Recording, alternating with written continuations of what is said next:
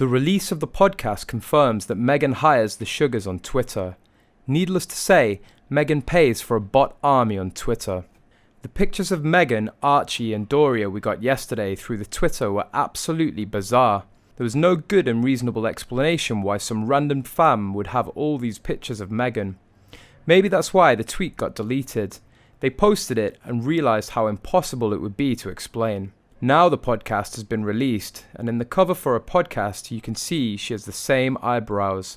It's got to be a fairly recent picture because she didn't look like that at the Jubilee. This is finally confirmation beyond a doubt that Meghan and her PR do pay Twitter bots. When searching Meghan's podcast on Twitter, numerous tweets with sketchy photos, a lot of them pictures of Meghan Markle or of a black woman, tweeting the same exact thing, word for word. Those are paid for bot people. Problematic on many levels, especially that she's trying to show she's popular with a specific demographic. That's how she got archetypes trending. The sugar train, better known as the Sussex Squad, doesn't know when to quit. They're attempting to shut down hate accounts by mass reporting accounts that are simply stating their opinion. To be a sugar means to be a toxic slug ball that comes out of your washing machine. These people have no sympathy for anyone, and it shows in the news reports that are coming out. A member of the Sussex Squad who runs the website Bot Sentinel, which is supposed to root out bot accounts, has gone public with data of Sussex hate accounts. The sugars are so insufferably stupid. How can they survive saying the dumb shit they do? Oh, right, they're paid. One declared that the monarchy is over because Mariah Carey is going to be on the next episode. What the fuck does that have to do with the monarchy? The reaching, the stretching, the mental gymnastics? Great fans you've got there, Meghan.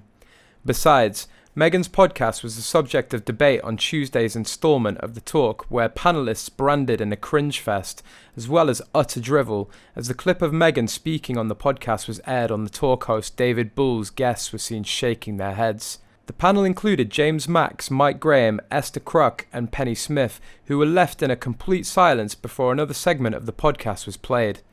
They heard a part of the recording where Meghan said, "I never heard a negative connotation around the word ambitious until I started dating my now husband, and apparently ambition is a terrible, terrible thing, for a woman that is, according to some." The silence was deadly as the panel looked baffled by Meghan's words in the clip before. Esther admitted she's rarely speechless. "I think the cringe is like giving me a heart attack," the broadcaster admitted. James called the podcast a cringefest, admitting, "It's one of the worst things I've ever heard. It's utter drivel. It's appalling."